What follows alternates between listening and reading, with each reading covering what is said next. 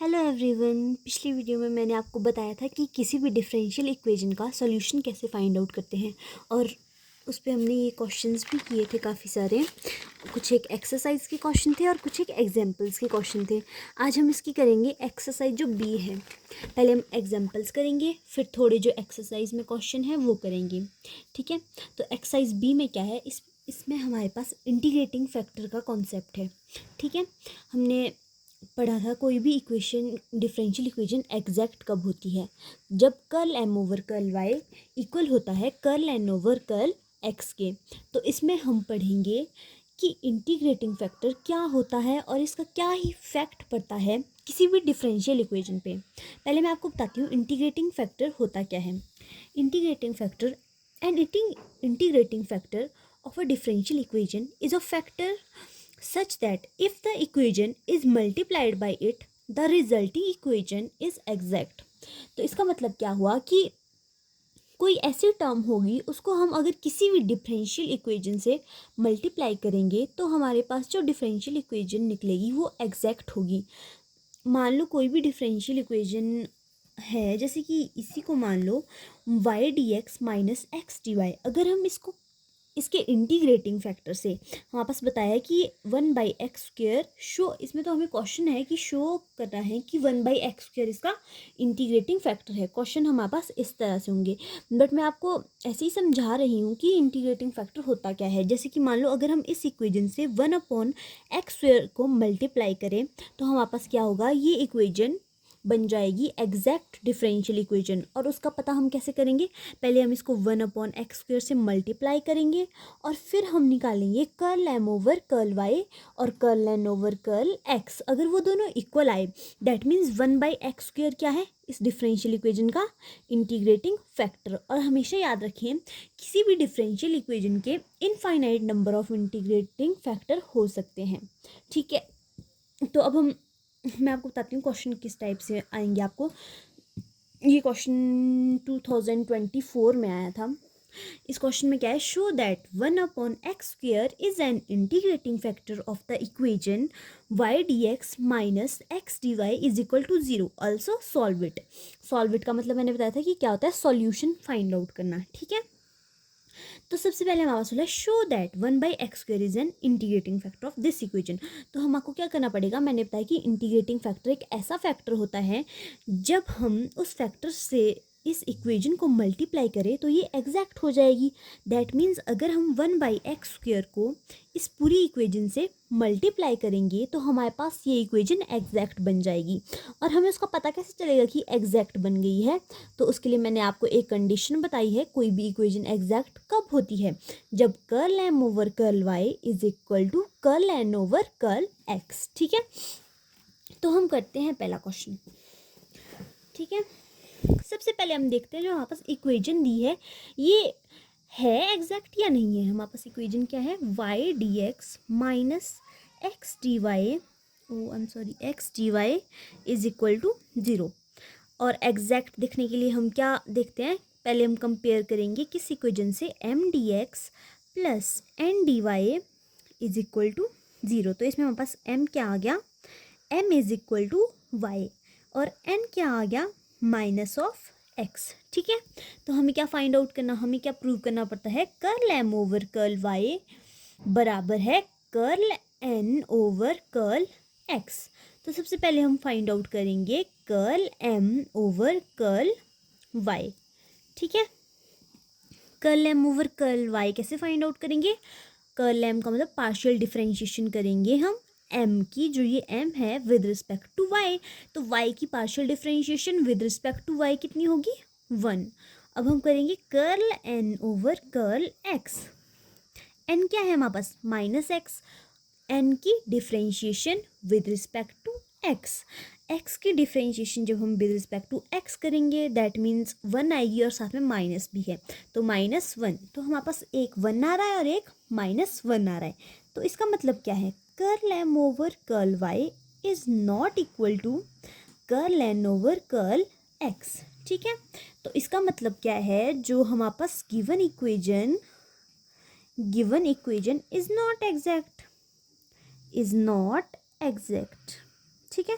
हमारे पास जो ये इक्वेशन है ये अभी एग्जैक्ट नहीं है, हमें इसे एग्जैक्ट बनाना पड़ेगा, उसके बाद इसका सॉल्यूशन फाइंड आउट करना पड़ेगा। ठीक है, तो हमारे पास इंटीग्रेटिंग फैक्टर क्या दिया है, we have integrating factor, question में दिया था इंटीग्रेटिंग फैक्टर इज 1/x²। ठीक है, इंटीग्रेटिंग फैक्टर क्या था हमारे पास दिया 1/x²। तो हम आपको क्या करना है, इक्वेशन को 1/x² से मल्टीप्लाई करके चेक करना है कि हमारे पास curl m over curl y equal आता है curl n over curl x के या नहीं। तो हम चेक करते हैं पहले मल्टीप्लाई करके इक्वेशन को। ठीक है, हमारे पास इक्वेशन क्या थी, y dx minus X D Y is equal to 0, ये हमारे पास इक्वेशन थी। अब हम इसको मल्टीप्लाई किससे करना है, इंटीग्रेटिंग फैक्टर 1/x²। ठीक है, तो y dx over x² minus X D Y over x² is equal to 0।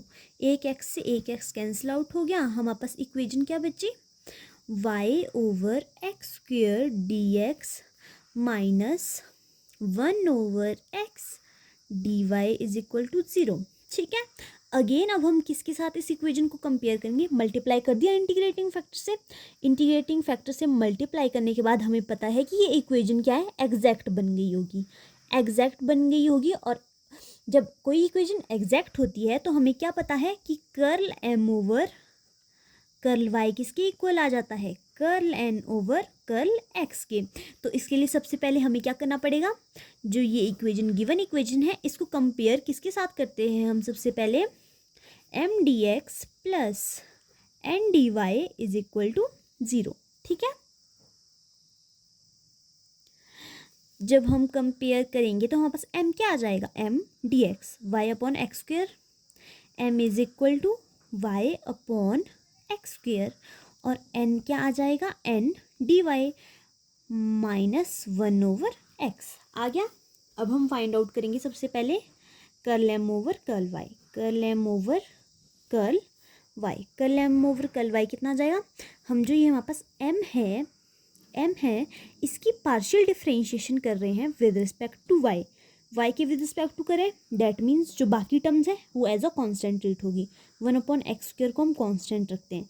अब y की differentiation with respect to y कितनी होगी 1, तो इसको 1 ही लिख लेते हैं। अब हम करते हैं curl n over curl x। ठीक है, curl n over curl x में क्या आ जाएगा हमारे पास, 1/x की हम क्या करेंगे, partial differentiation with respect to x, तो ये हमारे पास कितनी आ जाएगी 1/x²। ठीक है, अब इसके बाद हमारे पास देखो क्या आ गया, curl m over curl y equal आ गया curl n over curl x के। ठीक है, देखो मैं आपको ये भी समझा देती हूँ कि 1 माइनस ऑफ 1/x की पार्शियल डिफरेंशिएशन 1/x² कैसे आई।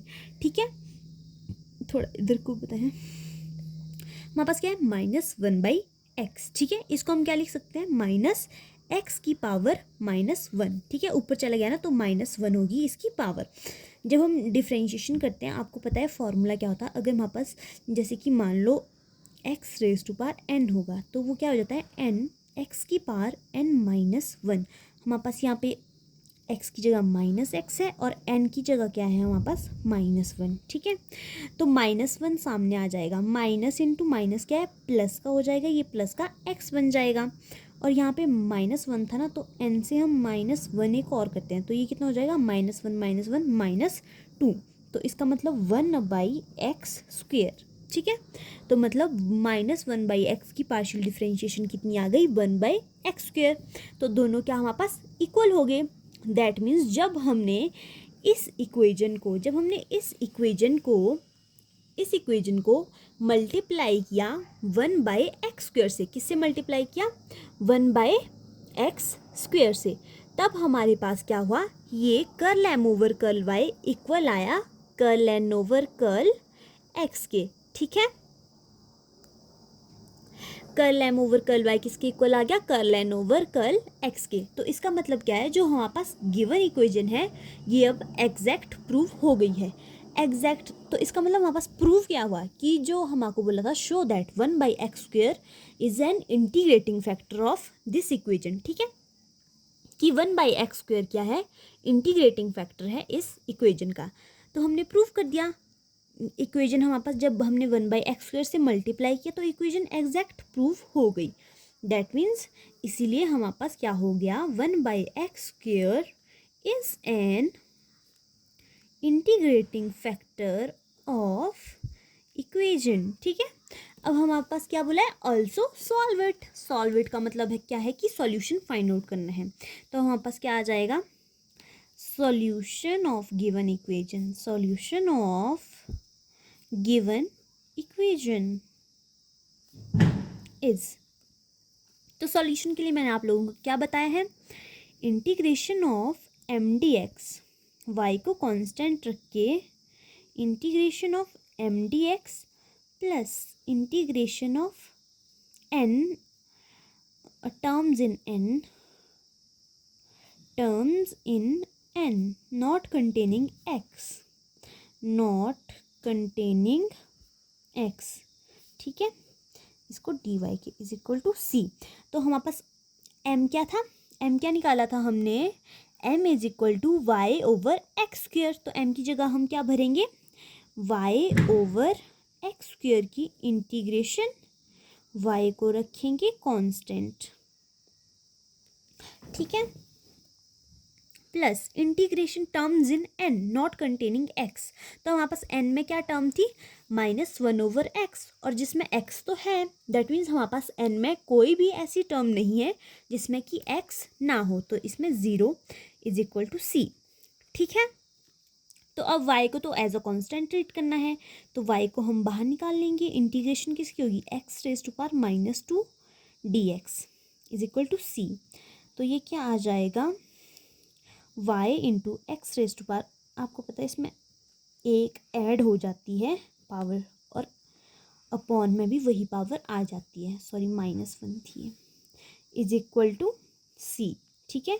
तो ये हमारे पास क्या बन गया, y plus cx is equal to 0, ठीक है। लग गया पता कैसे आया ये कैसे आया, x⁻1 था, तो x नीचे चले जाएगा, जब नीचे जाएगा तो यहाँ c से मल्टीप्लाई हो जाएगा, और जब ये बन जाएगा यहाँ पे cx, तो cx इधर को आ जाएगा, तो ये y प्लस cx हो जाएगा, ठीक है। तो solution of given equation, solution of given equation क्या है, y plus cx is equal to 0। ये हमारे पास क्या आ गया, इसका सॉल्यूशन। तो ऐसे क्वेश्चन है हमारे पास, एक्सरसाइज जो हमारे पास दूसरी एक्सरसाइज है बी है, ठीक है, उसमें ऐसे क्वेश्चन है हमारे पास, इंटीग्रेटिंग फैक्टर, हमारे पास क्या है, इंटीग्रेटिंग फैक्टर दिया होगा, हमारे पास इंटीग्रेटिंग फैक्टर दिया होगा, बोला होगा शो दैट ये जो है इस इक्वेजन का इंटीग्रेटिंग फैक्टर है। तो हम आपको क्या करना है, उस इक्वेजन को पहले उस इंटीग्रेटिंग फैक्टर से मल्टीप्लाई करना है, और उसके बाद उसको एग्जैक्ट प्रूव करना है। तो उसका मतलब curl m over curl y prove करना है, curl n over curl x के इक्वल। तो उसका मतलब क्या हो जाएगा कि वो इक्वेजन क्या है, एग्जैक्ट है।